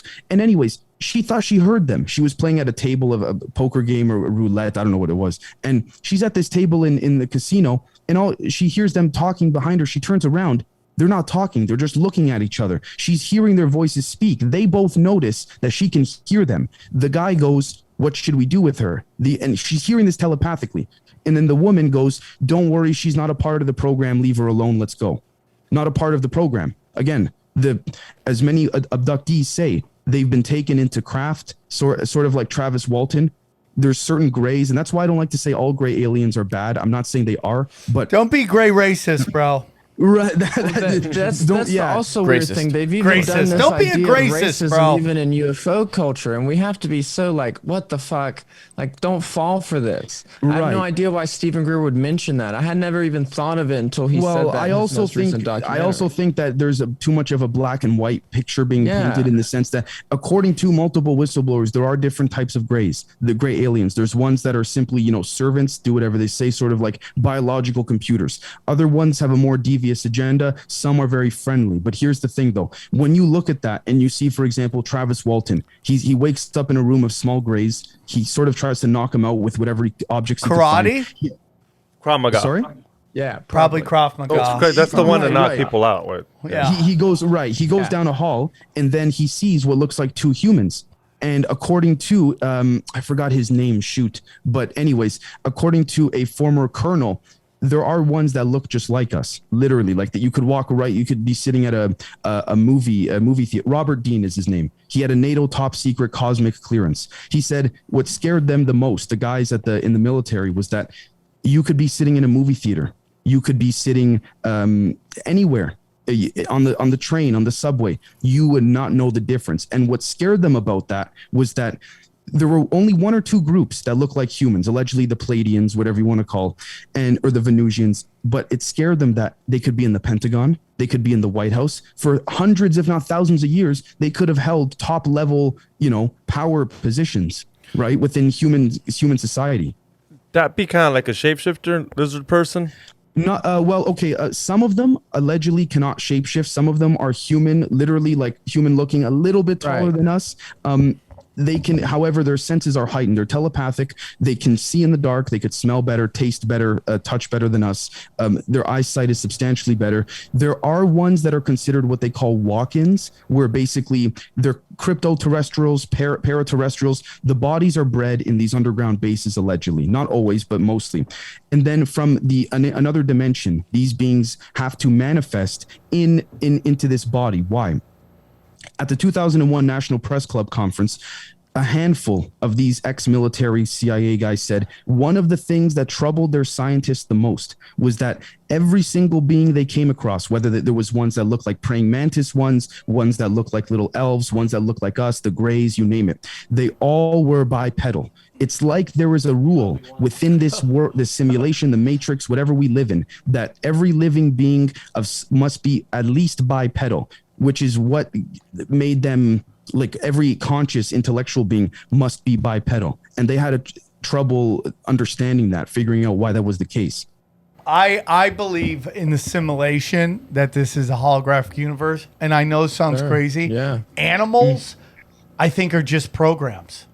I think, Sam, we're living in a very advanced simulation. I do believe free will. I don't think, in my opinion, I could be wrong, I don't think it could be broken, but I think free will could be bent. Hence the events like 9/11, redirecting, bending it. I think free will is a choose your own adventure. You have this group of choices that the simulation gives to you, but at the end of the day, you're getting where you're here to go. You said animals are programmed. Is that why bees do what they do?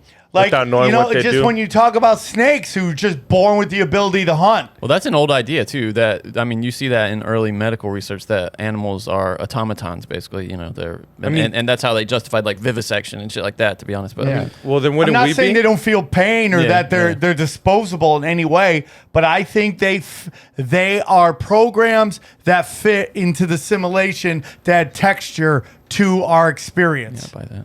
Right, exactly. And then when you look at the Fibonacci sequence, you look at why hexagons are seen all over the place, why there's pyramids at Area 51. Clearly, if you take a look, for example, at a book called The Universal One by Walter Russell, he wrote this book, gave it to Nikola Tesla. Tesla said, humanity's not ready. Don't come out with this because people are going to go nuts. It's a beautiful book of visuals and explaining the science behind things and how allegedly, not saying he's correct. Has it come out, the book? Oh yeah, you can get it online. Man, I'm buying like books every. I'm just gonna do reading them though. I'm trying. Yeah, we gotta get that bookshelf. I gotta get the bookshelves of books I've never read. Right. What's the name of that book? I have that downstairs too. Actually, funny enough, universal one. The universal. God. I hate to be the guy that always references a book here, a book there, because anyone could write a book and say whatever, right? But the principle is that within the Hermetic principles, the yin, the yang, as above, by Walter Russell. Walter Russell, correct. Oh, man. What I find peculiar, though, is that there's Walter Russell's presumptions and proposals and theories, because they're not facts, let's say his theories, are being utilized and harnessed seemingly at military test sites. Why are there pyramids popping up all over the place at Area 51? If you take a look, why are there certain pyramids allegedly, I know the moon pictures, people kind of go, whatever, but why is it that the pyramid is, for some reason, the triangle, the inverted Merkaba, the artificial Merkaba, things like this. Why are they always being seen all over the place? Which takes me back to the fifth. Quantum computing is okay, but quantum healing isn't, because the military, in my opinion, at the highest levels of government, understand that because everyone on this planet could do it, if anyone found out how to do it, just like that Russian general said, tuning the energy contour of the brain, they'd lose control. The power structure would collapse. Yeah. I totally agree with all of that. Now, here's an interesting thing, because you've really opened my mind to okay, why are we allowed to freely pass information? Why haven't they shut it down? Well, what if they don't control it? As much as they try to control it, they're only allowed to control so much. So real quick, what is Bitcoin? There's been talk that Bitcoin... There's talk about it being, a CIA, one world thing, but there's also somebody who's come on my Rockfin account, and he was talking about how it is, when Bitcoin rises, humanity seems to rise. That it's connected to our universal consciousness. Right. Okay. So before Camden, I know Camden's big into crypto and Bitcoin. I just wanted to say really quickly that I do believe ultimately that there are physicists, quantum physicists, that admit, not really too publicly, but it's on record, that when they are studying the composition, trying to figure out what makes up the universe we live in, they find similarities between that and the intrinsic elements of the internet, whether it's the code, you name it, there's similarities. So the idea is, I mean, again, it scares people that we may be living in a very advanced version of an internet or simulation, the right? Matrix. But Matrix, yeah. That the fact that there are similarities is very interesting. And you look at people like Eric Weinstein, who presented the disk theory, distributive idea suppression complex. Not that there's a big shadow group controlling everything, but there's a loose group of people within that of the public academia, within STEM, science, technology, engineering, and mathematics, that literally decide what science could be proven, what could be debunked, whether real or not. It's about controlling the narrative. And it's interesting because it's not like there's a shadow group and they all get together every Friday and they decide, okay, fuck this, we'll bring this in, screw that, whatever. It's essentially a group that when someone stumbles upon at Harvard or Yale, Stanford, you name it, stumbles upon, for example, an equation of anti-gravity, a group of people come along and say, no, that's no good. Just like when Robert Bigelow spent hundreds of millions of dollars looking for aliens, looking for signs of life. You know what the CIA did essentially? They sent every single disinformation agent they could to surround him and feed him with bullshit. He got past it. But again, interestingly enough, he won't talk about it after that. But with regards to crypto, Camden, please. Well, crypto, I think Bitcoin is one of their most stable coins. I think that is a psyop, a control mechanism. I don't know if you're familiar with social credit scores and social currency in China and things. Yeah. So crypto's all tied to that. Blockchain is a digital copy of time passing kind of thing. So right now, normal jobs, you get direct deposit to your bank account. That money goes to your bank account. They can theoretically see that you got money, and now the IRS, $600 or more, we're going to look into your account. Well, that's more driving people to crypto point blank exactly for this. Because if your employer now pays you in Bitcoin or Ethereum or Litecoin, whatever they go with, it'll be a big choice, I'm sure. They can see everywhere you spend that money. They can see that you spent it on cigarettes and you spent it on drugs and you spent it on hookers. They could see that. So now they're not going to want to employ you anymore because they can see the entire, because blockchain, it's so unhackable. It's so secure. Well, yes, for people you don't want to get into it. But when you give someone permission to your blockchain, to your social wallet, now they have access. You've given them access, haven't you? Yeah. So my question is, the stuff like Monero, which is supposed to be untraceable, does that do anything? Just like the internet, you think it got away from them. I think the technology could get away from them. I think there are good versions of an actually decentralized cryptocurrency, and if the right side of humanity, the good side, overcomes, like we really want to be hopeful that we will, then I think that there are uses for it. But Bitcoin, they seized 2.5 million in capital from the capital pipeline hack of Bitcoin, and they can't give it back because blockchain's anonymous. No, they just got their great starting trade-off for Fedcoin, right? The crypto world, it builds into the vaccine passport, it builds into the social credit score. They've got everyone excited about it from all angles, though, right? Because you have people that are really, really hyped about things like vaccine passports. You have the digital native Gen Z people excited about cryptos, and that builds right into that, having a digital wallet too. You're already testing out full facial recognition technology and social credit scores in China. So it builds into that control of every waking moment of what you're doing scheme that they're going for. They can't just let us have something like the internet. They need to control everything. So that's what they're vying to do, I guess. But do you think some of the stuff we've talked about, it's gotten away from them in any way? Yeah, that's exactly what I mean. Just like I said, the technology can get away from them, just like you said the internet has. So you were asking me about the one that's completely untraceable. It can be actually the altruistically good idea that they say it is. Presuming it's not an intelligent psyop, where again you create the this time around the solution, and or you create something and then both ends of the stick metaphorically. Presuming it's not a human intelligent psyop, I mean, I would go as far as to argue there are certain extraterrestrial factions that are trying to covertly break away from the deal that Eisenhower had signed, that essentially kind of put the whole hierarchical structure under control of this particular group or species, if you will. Things could have changed since then, but it's possible certain elements of blockchain and things like that, certain elements of consumer electronics are being given to us and drop fed via humans, but from another faction or element of extraterrestrials, hoping that the masses will wake up and use the blockchain, use putting things on video on TikTok and stuff like that. And then in the meantime, these aliens trying to help us will prevent basically any countries from dropping a nuke on each other. You know what I mean? So that's just one proposal or theory. Doesn't mean it's correct whatsoever. Presuming blockchain and crypto is not intelligence operation. Yeah. And it could be, dude. Well, my whole thing is get your digital, turn it into physical. That's on Cash Daddies. I always believe in that. And that's what we should. Real quick, I want to get into something.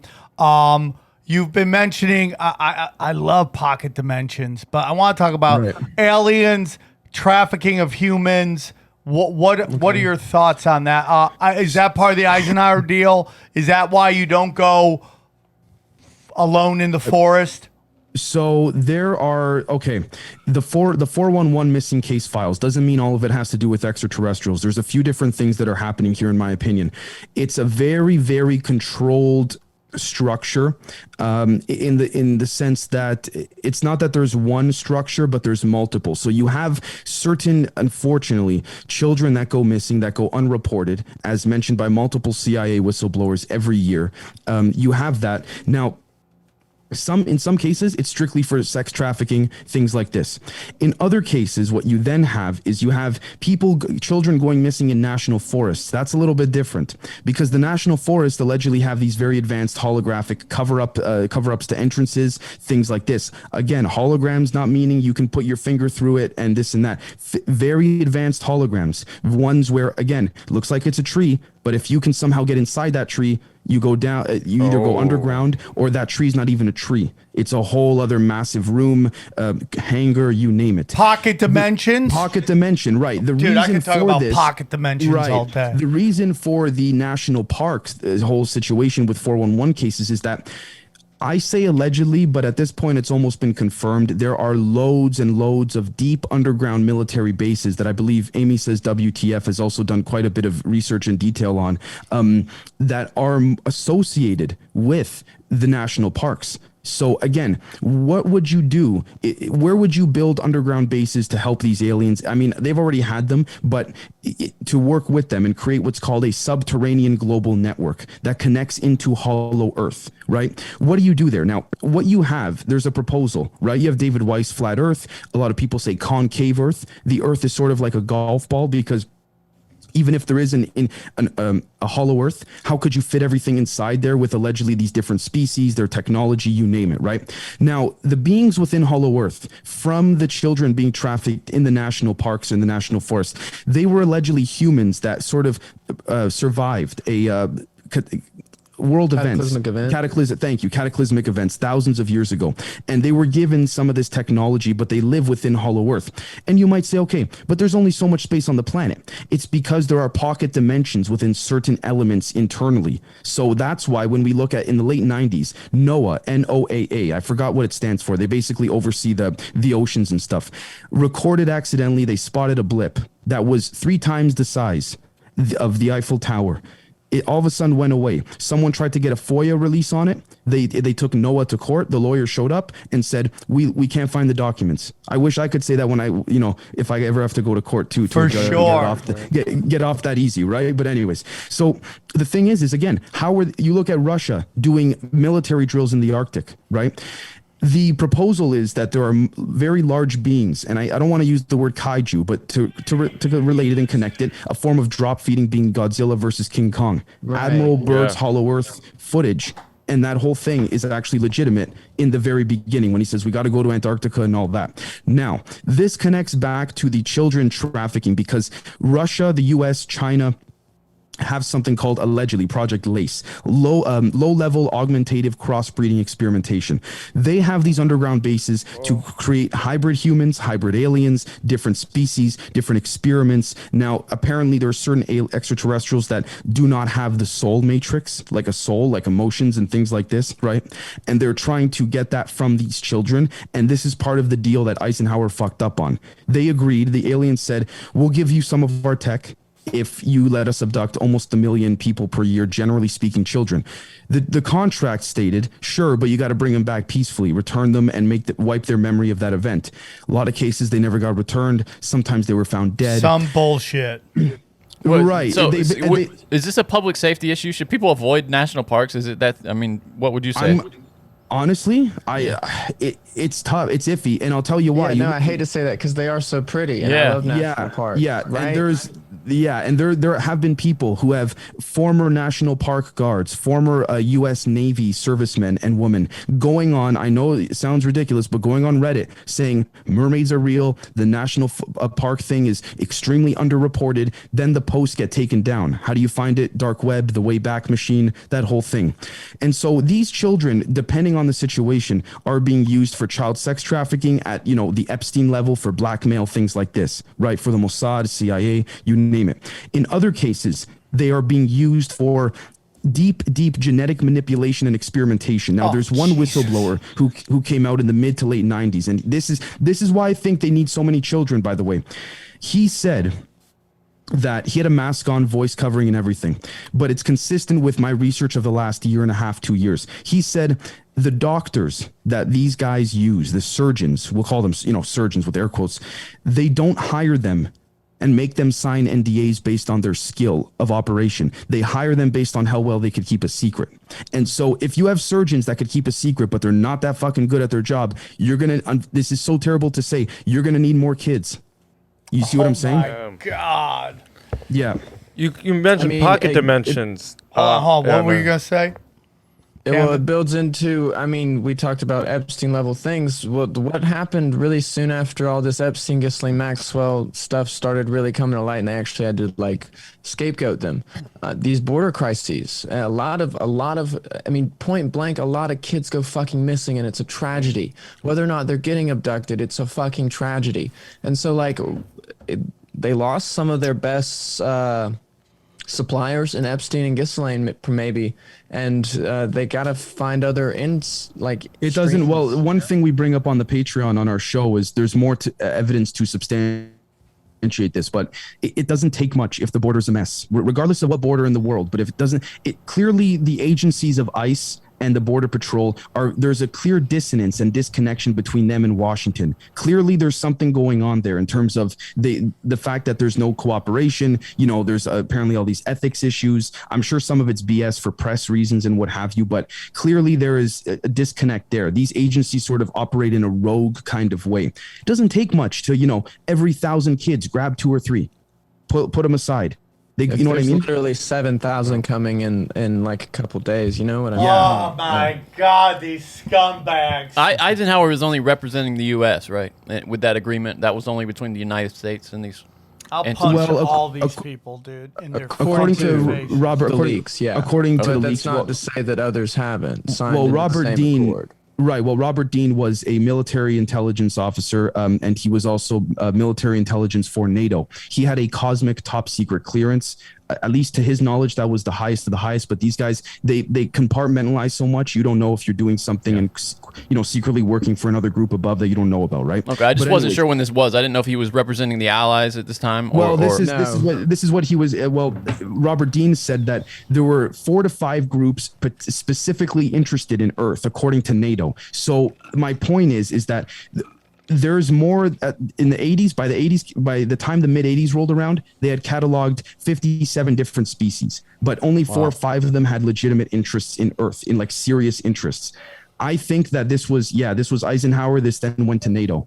And I think a lot of those triangle craft you see around the world, I think a lot of it's human. A lot of it is France, Italy, UK, all NATO allies, in my opinion.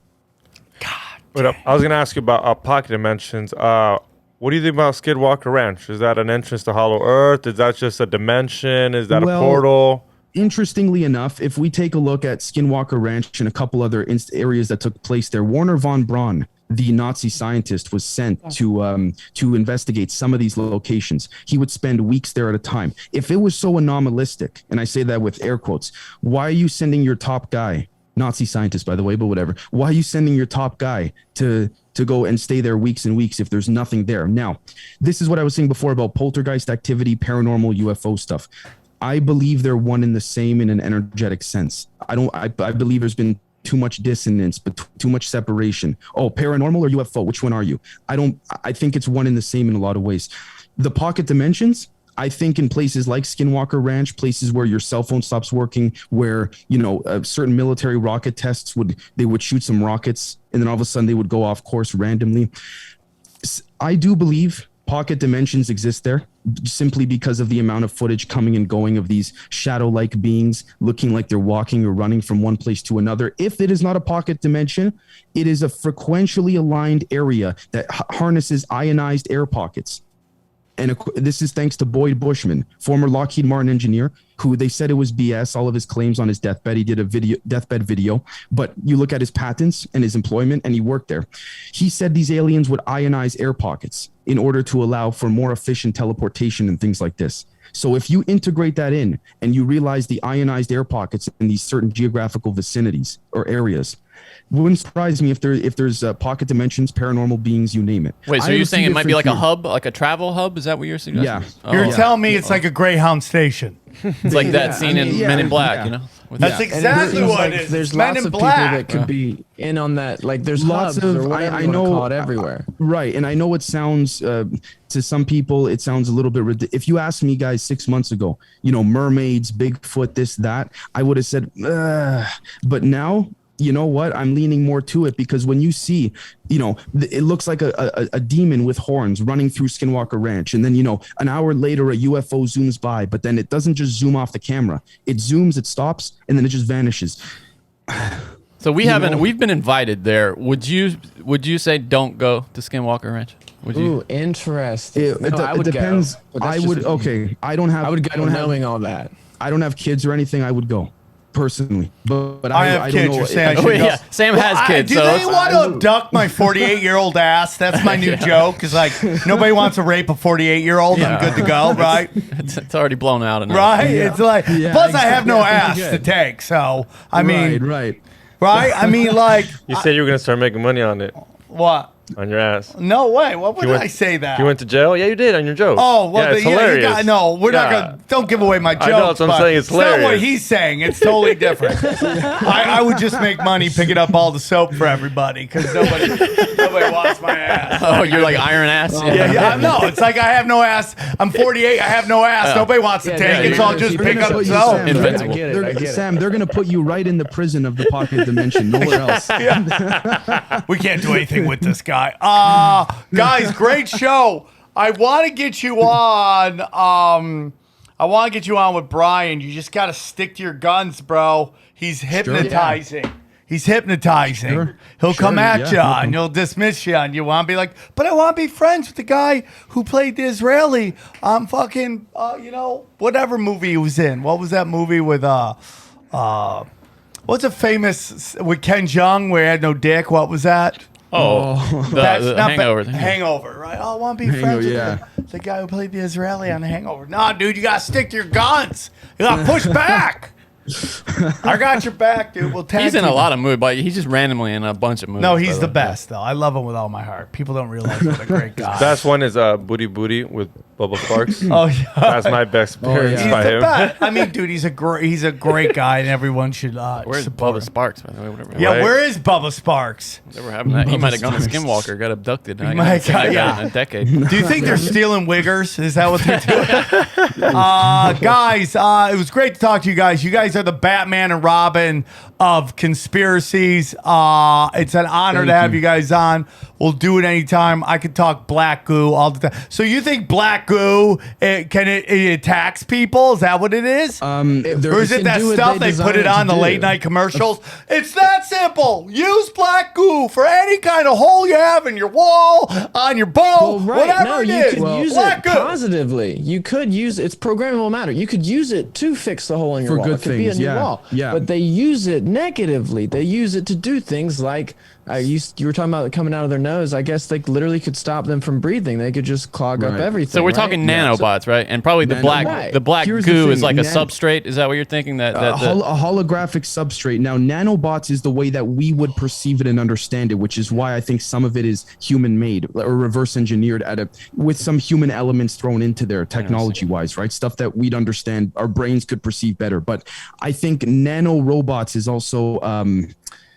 We covered this on our Patreon, the NanoQuell Edward Snowden thing. But anyway, I think nanobots are a very, no disrespect to you guys. I just think even us as humans, it's harder to. Hold on. You're human like too. It would be disrespectful to you too. We caught him. He's busted. He might be an alien. He might be an alien. Lizard people. One up us. I was just wondering, brother, could I just do a quick shout out for our Patreon and where to find us and stuff? Promote anything you want to promote. I thank you so much. I just wanted to say this is that's what lizard person would say. By the way, moving right along. This is nothing against those that monetize with YouTube. It's just personally we're trying to stick around on YouTube, so we don't monetize. We also don't believe in putting stuff out that we don't want to watch ourselves. So our main source of income to keep the show going is www.patreon.com/Generation Zed. We have 3 different packages: $4 a month, $8 a month, $12 a month. We're just trying to pay our bills and do what we love doing. We're not trying to get rich or anything. We have everything from 2 to 4 times a week members only episodes, Telegram, Discord group chats, early release episodes, see episodes, a week before it goes to the public, tell us episodes to do, dark web documents, data, everything that basically we can't show on YouTube or anywhere else. Right. Hey, I get it, dude. I do the same thing. You guys should look into Rockfin. If you guys are interested in that. We are. Thank you, going back to that crypto thing, to be part of Rockfin, you got to get Coinbase and stuff. Yep. And so that's where I pull back for a second and say, oh, but I really love their concept. Well, it's something to think about. Give a little, take a little, and I'm always like, diversify your revenue streams. Absolutely. But the reason I got off of Patreon was because you have to appease 2 masters. Okay, you have to appease Patreon and then wherever you host a video. If it was just Patreon, I'd be okay, not bad. I can't tell you how many times Vimeo or whatever it is just dinged me and they took down my that's account. Why we use the Dropbox link. Well, I don't know if this is giving it away, but I guess at this point it's not really a secret per se. We opened a massive Dropbox thing, and that's how we do it. Dropbox, I will say Dropbox only the people that I let see that video can see that video, and I can they can't censor that, right? They do scan. Dropbox does scan your files though, because it does. They'll get you for copyright. No, it does. We haven't run into problems yet. So no matter where you go, I think you're gonna run into stuff. The only reason I like it's like I'm working with Rockfin, and I talk to them all the time, and they're working. I hear nothing but great things. And no matter what you do, there's gonna be somebody who's gonna. Not that you guys are doing it, but dude, it's a honeypot, it's everything. Radio. It's like, get the fuck out of here, dude. It's like, this is where it's going, and to me, for Patreon is like everybody has to individually kill what they eat, whereas in Rockfin, we all hunt in the pack, and that's kind of what I like. No, it's a very good point. It's a very good point. The time we started Patreon, it was just because I got fortunate in the sense that I started the show when the COVID pandemic first hit. Yeah. So everyone was at home. And then when the economy started opening up again here in Canada, I basically back in February said, listen, if you guys want me to continue the show, I just need enough to pay my bills, right? And then took it from there. So. Well, it's something to think about, and for the longest time, I had something on Rockfin and on Patreon, and those who want to do it on one thing will do it on one thing. Those who want to do it on both will do it on both. And now, I just wanted to say, for a quick alternative for people who may not like Patreon, we do have some people where they simply just send us pay literally like $12 a month on PayPal. Yeah. And then we just send them on their personal number or email. We literally just send out the content like that as it comes out. Respect. There we go. Respect. You guys came and kicked a whole lot of ass, Dave and Camden. Thanks for coming on the show. I will Thank you so include much. all your links in the description of the show so that they can find you. And I know the Swarm is going to love you. So wonderful so much, episode. sir. Thank you guys so Thanks. much for coming on. Yeah. Thank you guys. As I said, new show just added in Pennsylvania, and we're looking to possibly do a back-to-back in New Jersey at the dojo. I will know about the dojo by the end of the night, so those will all be up on samtripoli.com. And again, grab the tickets to the Big 500. Tickets are going quickly, and man, it's just gonna be a fun night of like-minded people. Come, hang out, get weird, have a good time, celebrate a major thing. Because, you know, it's like people are going back and watching the first episode and like how far we've come and how cool that is. And it's my whole theory, build it. They will come if you're respectful, Yeah, you spread love, absolutely. you show love, you help others. It will happen for you. So I love you all very much. Thank you guys for tuning in. And I hope you enjoyed the show because I thought it was a banger. And we'll talk to you guys soon. Take care. We go deep, homeboy. Aaron, open your mind. Drink from the fountain of knowledge. There's lizard people everywhere. That's some interdimensional shit. Wake up, Aaron. This is only the beginning. Dude, you just blew my mind. Tinfoil Hat.